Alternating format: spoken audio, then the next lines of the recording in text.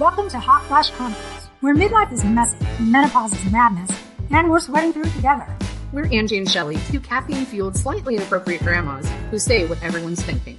So grab a drink, crank up the AC, and let's dive in.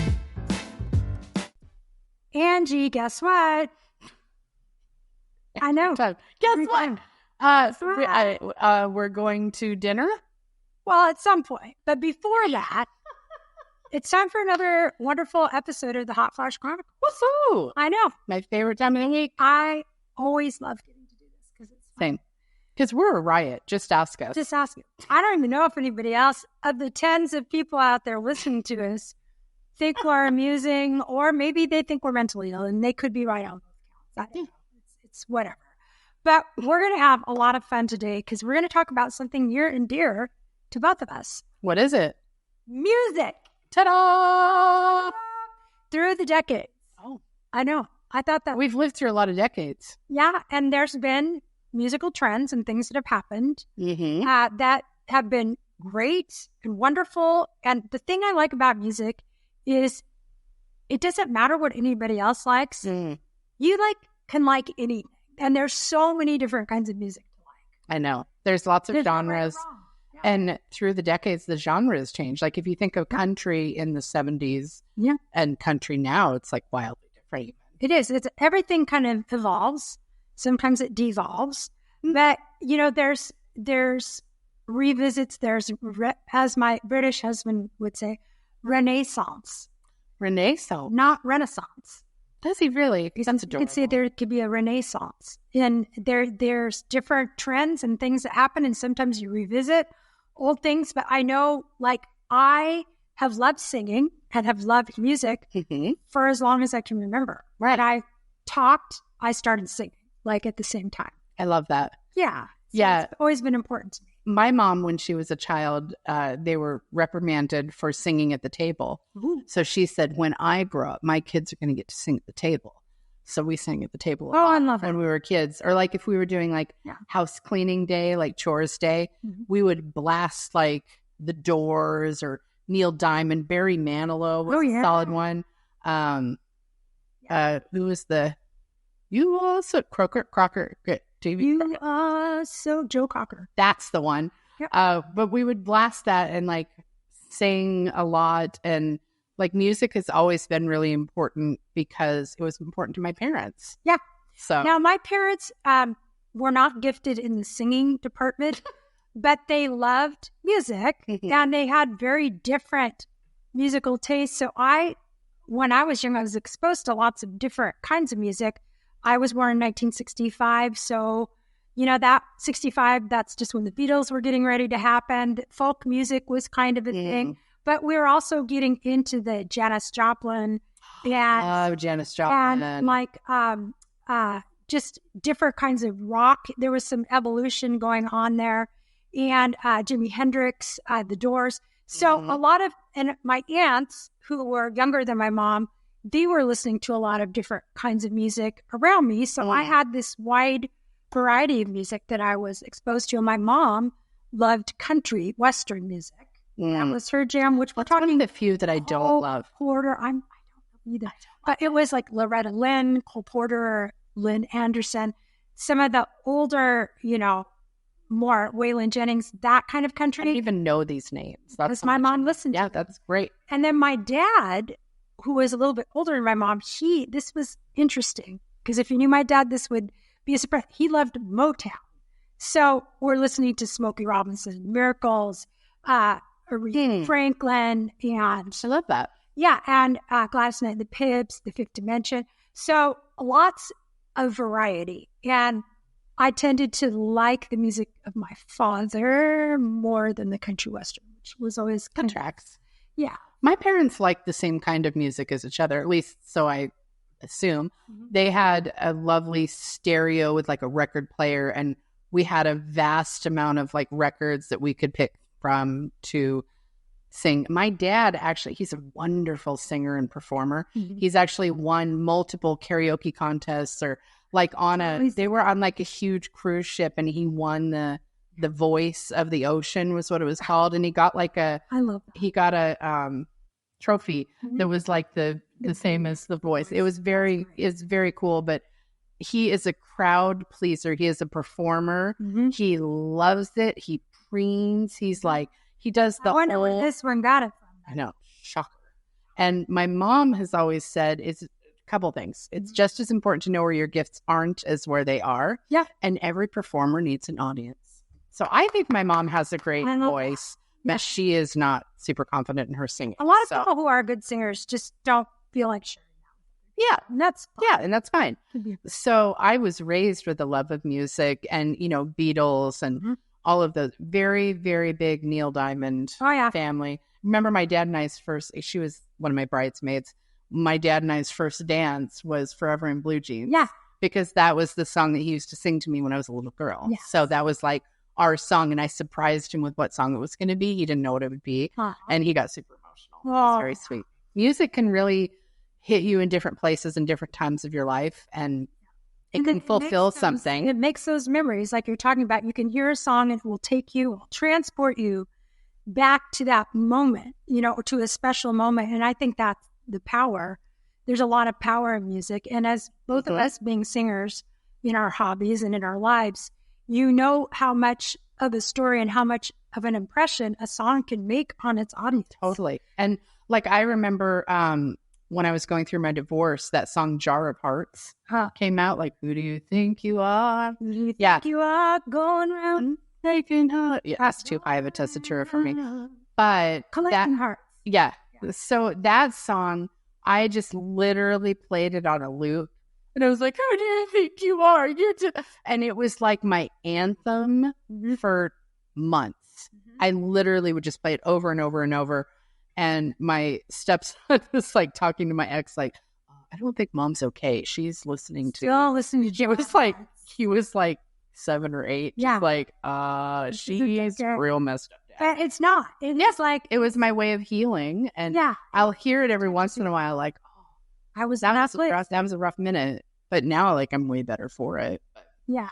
But music can help carry you through good times and bad, or you can have songs that you associate with somebody where it's like it makes them think of you. Like, anytime I hear Christina Aguilera is beautiful, I'm always going to think of you because we sang that together in a quartet. Yeah. And she rocked that song. It was so beautifully done that anytime I hear that until I'm 170 or however old I live to be, I will always think of this one because it was...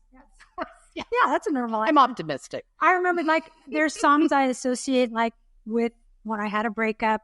There's songs I associate with my children, like singing things to them when they were little. So it creates all of these memories and these attachments, which is why I feel like it's so powerful. And then I also feel like it's just a thing that can carry all those kind of really big feels. But it can also just be very liberating and fun. There's some music that you just hear it and it just makes you happy. Or like you have to sing. Like there's songs where like ABBA, ABBA was one of those groups that always had like fast-paced kind of fun music, and there's just different groups that hit, like you'll be in the mood to listen to a certain. Yeah, what was it? Yesterday I was taking a shower and I listened to Shallow with Lady Gaga and Bradley Cooper. Yeah. And I was just belting that song and I was and I was like, Alexa, just keep repeating this song. And I was they're just like rocking out. And I'm like, my husband's downstairs like cooking breakfast because it's Sunday morning. And I'm like, what is he thinking? Just hearing like Lady Gaga on repeat. And I'm just like belting at the top. He probably didn't hear because he was watching TV. But it's like in that moment, I was like, I just wanted to like rip through that song over and over. It can be cathartic. Like listening to a song and doing just what you did. Like I feel like a lot of times when I'm in the shower because there's good acoustics. Oh, yeah. That's why people stand in the shower because the acoustics are amazing. You're warmed up and there's warm air. One of the ones I like is, I know you'll hear this called I'm a Creep. I'm a Weirdo. Is it radio? I think it's Radiohead. Yeah. I don't think you're wrong. I'm a creep. I'm a weirdo. So as I was singing Shallow in the shower, I don't karaoke. You know this about me. It is my own personal hell. Because I think if you need 10 shots of tequila to hold a microphone and sing into it, please don't. No. Like, that's usually a bad choice. My shoulder does a lot of creeping, speaking of creep. But if I'm not going to perfectly nail a song, I'm not picking up the microphone. Yeah. So I've actually talked with my cousin as a voice coach, Ted. He is the bass in her quartet. And I was like, do you know what I need? I need a pocket ringer that anytime somebody asks me to karaoke, I know I'm going to fucking nail it. Every note is going to be perfect. It's going to be a crowd pleaser. And I was like, oh my God, what if it's shallow? God damn it, it's a duet. Oh, darn. So I'll just have to bring this one to be Lady Gaga every single time. Yeah, I can do that. Yeah. I'll be Lady Gaga. I'm sure she'd be flattered. Do you know what she would be? She would be like, wow, I didn't do the song justice compared to Shelly. I wish I would have heard Shelly. Do you know what else I would love to duet? You Don't Bring Me Flowers. That's Neil Diamond and Barbra Streisand. Oh, I love that song. I know the Barbra part. Bring me flowers and yeah, tell you goodbye. Apparently this is a singing episode. You're welcome. Episode. You're welcome. We're gonna sing for you. Yeah, whether you want it, you might want to turn this down, or you might want to crank it up. You might want to be like, we should sign them a record deal. Screw the podcast. Yeah, why aren't these two ladies? Why aren't these grandmas on? We'll put the word grandma in our name of our group. Grandma's rocking the shit. Yes, the name of our band. Grotz. Sure. Why not? It's rocking the Grotz. Okay. Okay. Anyway. Sidebar. So when I was a teenager, I was very into the hair bands, like Guns N' Roses, Poison, Motley Crue, Metallica, Rat. Which was like, I didn't listen to Rat. Tesla. Yeah. Ooh, sorry. Sorry, that was a band before it was anything else. Yeah. Twisted Sister, Quiet Riot, all of those. I loved those. And then I got real deep into the grunge. Like Soundgarden, Pearl Jam, Alice in Chains, all of the Red Hot Chili Peppers, all of those. And I'm still living in that. Okay. So Angie, while she was grunging, she was being a grunge. And Nirvana, sorry. Okay. She went to college with school with Kurt Cobain. I was going to say, I have a Nirvana story. Oh, shit. Did I spoil it? No. Damn it. It led right into it. Okay, great. Now, I didn't go to college with Kurt Cobain because he didn't go to college. I was actually in junior high. I knew that. And at that time, he lived in a little town that was not Aberdeen, which is where everybody associates him. It's actually Montesano. And before Grace Harbor representing. I'm a Grace Harbor girl. Before his parents got divorced, they lived in Montesano until he was out in 9th grade. So I knew him in 7th, 8th, and 9th grade. And I was actually a grade above him, I believe. But the school's so small, you have classes with people who are not in your grade sometimes. Sure. So he was a very nice guy. He was very quiet and shy and never someone that I ever would have thought would be interested in music. He wasn't in chorus. He wasn't in band or anything like that. This was a thing him and his friends did as kind of a garage band thing. And so when he came out big, I remember one time some friends of him who were also in a grunge group called the Melvins, who I also went to school with them. Buzz Osborne and Matt Lukin were in that group. And I remember they invited me and a friend of mine to the 4th Ave Tab in Olympia. Kurt was going to be there. And they were like, come listen to our band, the Melvins. And my friend and I went, and we thought it was absolute garbage. It sounded terrible to us. We were 18, 19. I was like, and we were chorus people. We were Broadway music show tunes. You were in the show tunes. Yeah. And I was like, this sounds like an affront to all of my senses. It sounds like disrespect. My ears. Yeah, I didn't get it. I was young. I didn't understand it. And now I look back on it and understand why it was revolutionary, why it was I just couldn't relate to it at the time. It just wasn't my style. Yeah. So, but it was Angie's style. We just, in Australia last month, we were staying with the hockey team in Newcastle, and one of the guys was just playing playlists, and we stumbled across Temple of the Dog. Ugh. And I got it, it was Chris Cornell and Eddie Vedder as a tribute / fundraising album. Yeah. It was like a something they did. Yeah. And I got him to play Say Hello to Heaven. Oh, that Chris Cornell. That. His, I would say that his tone of his voice is my favorite male vocalists I've ever. A lot of these singers, especially male singers who were in these bands, a lot of times they actually had a lot of vocal training. And when you listen to the notes that they can hit and the power and support that are behind them, it's like a lot of these dudes were like classically trained. Yeah. And it wasn't just them screaming or whatever. It actually is quite musical. Yeah. Some of the stuff that Axl Rose did was like... Yeah. There's some real... It's like the Mariah Carey. A lot of guys in those bands sing in women's ranges. Oh, Adam Levine can sing higher than I can. You hear men trying to sing these at karaoke. It does not always go well. I sing like Journey stuff or Sweet Child of Mine. Yeah. You know, like those are in my range and very comfortable. And I sing high for a woman. The funniest song I think you can karaoke is Tequila, because it's just there's only like a single word and it's not a song. And it's pretty funny to like if somebody insists on having you. I also did we did a photography getaway in Tennessee last year, and they did like a karaoke night. And we were all like drinking, and Peter Hurley was there. It was like, and he was like, "You have to karaoke." So my friend Tommy and I did "I'm Too Sexy," because Peter used to be a model, and you know how it talks about like I'm a model. Yeah. You know what I mean? Yeah. So we did "I'm Too Sexy." And Peter was in he has an alter ego named Hurley Peterson. What is it? That's great. Yeah, Hurley Peterson, I think. And he has like a creepy mustache and like a weird wig and stuff. Nice. But we got him to like dance in the background because Peter used to be a model. So it's like funny. Yeah. So I did "I'm Too Sexy," which is mostly talking. Okay, now just remember when we're like paraphrasing and singing the words of these songs, there's a good chance they're not correct. We're just riffing. We're also haven't copyrighted or licensed any of it, so it's probably good that we're not right. Yeah, perfect. We're doing little excerpts in our own reimagining. Yeah. That was just us being silly. Well, if you didn't figure that out on your own.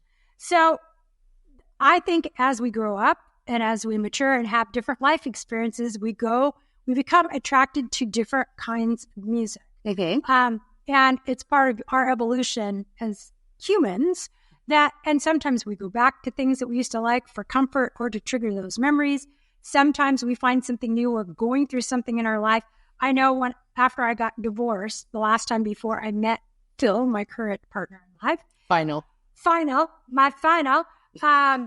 I was doing a lot of like women empowerment songs. Yeah. Like I felt like I was listening to a lot of that. Not the "You Destroyed My Heart" ones, the ones of I can do this. I would do it. What doesn't kill you makes you stronger. Those kinds of ones. Yes. Why wouldn't I was going into those, and you're going to hear me roar, and just all them. Mine is "Girl on Fire." This girl is on fire. Yes. Yeah, love it. Because I am on fire. Yeah.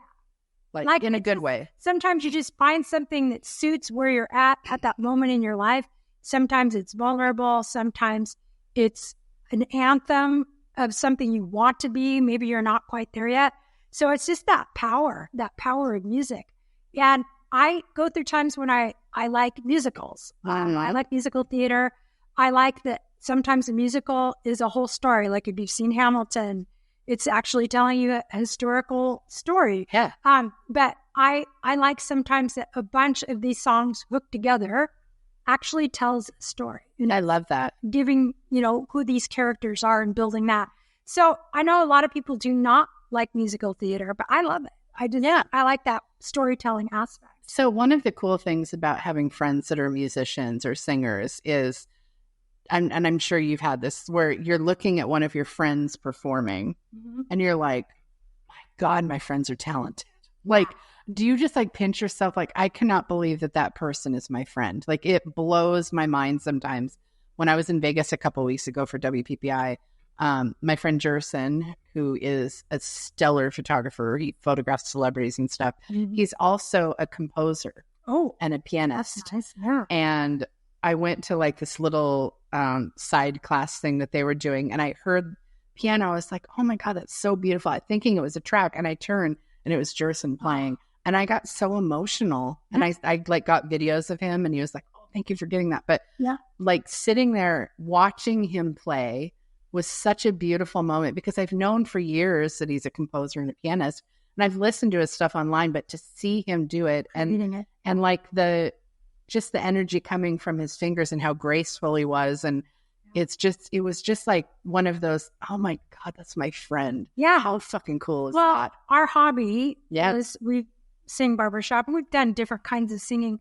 So, you make friends with all these people who do these things. And it's like some days you just kind of take for granted just exactly how amazing and talented your friends are. And then you'll have those moments of clarity where you'll really listen to them or you'll tune into them and just go, wow, they are so amazingly talented. How lucky am I that I get to witness? Like, this is my friend. It's part of their journey, just like, watching your friends sing on stage, just like, that's like, if I watch her on stage, I'm like, that is my best friend up there performing. And it's just like the pride that you feel is almost like that of like watching your child do something. Yeah. It's just like, oh, I cannot believe how talented my friends are. It blows me away. I know. We have so many friends in our barbershop world who are just amazingly talented. But the fun thing about singing, now that we've just talked about how amazingly talented all of our friends are, I hope that everybody out there who wants to sing recognizes and realizes you can be in a singing group, you can be part of a chorus,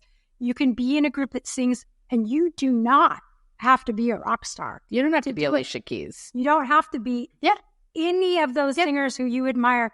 You can just lend your voice to a group. If you don't feel comfortable singing as an individual, there are group opportunities for you to go and make harmony and beautiful music with. And that's what I love about a cappella is the harmonies. Yeah, like the 4-part harmony is like, it either gets you or it doesn't. I call it an eargasm where it's just like, oh, fuck, that was so good. Like it was so like when chords align and like it's perfect harmony and like they stack and you're just like, you get a visceral reaction. Like your body, you chase those goosebumps. Like goosebumps are your body saying like, yes to this, like hit say. And you do not have to be able to read music to sing music.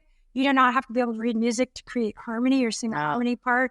I learn everything by ear. And when I was little, when I was talking about singing when I was little, when I would hear music on the radio where they had like Eagles or a group where there was multiple parts being sang or harmony parts, I could hear the melody, always heard the melody, but I would hear all those other parts. And that's what I wanted to sing. I was like, well, that other person has that thing down. I want to sing one of these other parts. I didn't know. Funny. But my ear was drawn to harmony. And that is what I really Can you naturally harmonize? Like if you, I've never had that skill set.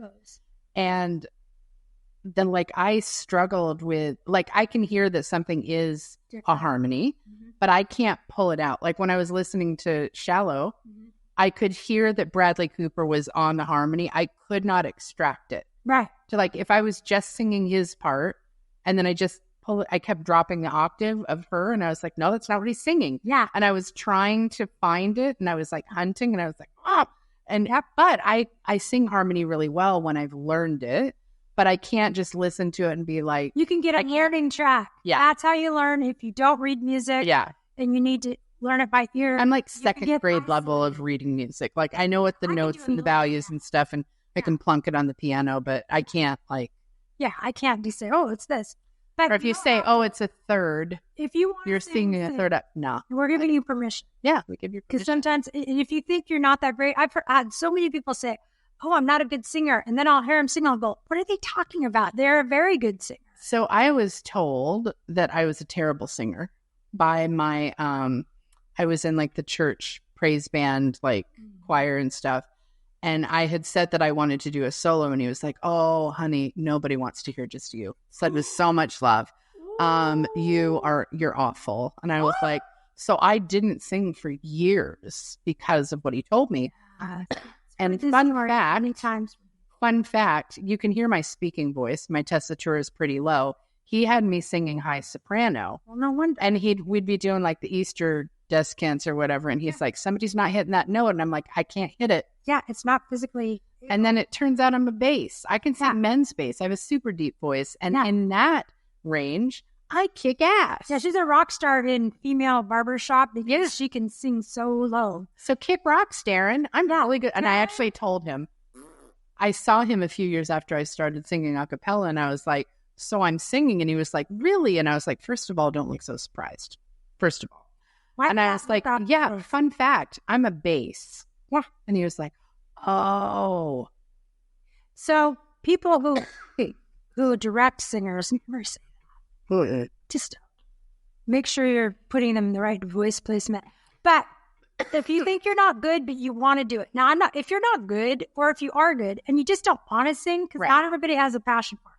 Both of my kids actually can sing and can carry a tune in a bucket and are pretty good, but they're just not, it's not their thing. They're not interested. They have other things that they like. So I've never forced that on them or said, oh, please sing with me, please sing. I don't do that because they have their own jam. But if you think, I'm not that good, but I just really, really, really want to, then do it. Like, try it. Just try it. Don't think that you're not good enough. And also, it is something you can get better at. The more you do it and do it with other people and sing with other people, you just learn stuff and you get better. Yeah, you're going to grow and your skill level will change. We encourage this. We do. And we were talking about music through the decades. And like, I'm not really up with a lot of things that are current right now. Like when I'm in the car with my daughter and she has radio stations on or my granddaughter's listening, I don't really know a lot of the current stuff. Sometimes something's catchy and I'll pick it up and I'll learn it and I'll be like, oh, and or my granddaughter likes it, so I'll learn it. So I'm still very open to finding new artists and stuff, but I'm also have so many memories of great music that I just replay all the time. I replay a lot of stuff from the 80s because that was when I was a teenager. I replay a lot of stuff from the early 2000s because that was when my daughter was a teenager and she liked Backstreet Boys and Britney Spears and Christina Aguilera and NSYNC and all those boy bands and all that stuff. I like a lot of that music because she listened to it around. Yeah. So, you know, be open to being surprised that you could like a new genre because you can. You can. Yeah, I agree. And just follow wherever music leads you. Like it is it'll take you down beautiful paths and always be open to listening to new types of music. That's how we grow. That is how you grow. And just remember, we talked in the beginning about those things as a children that we are exposed to. As a children. As when we were children.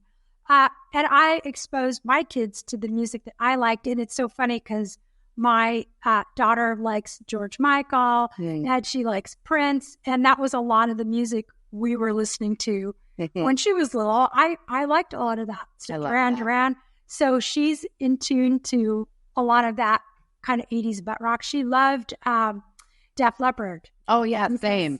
We listened to a lot of Def Leppard and stuff. So you will expose and influence people in your life through the music that you love. And that's kind of a fun exchange. It brings people together. With other people. Yeah, I love it.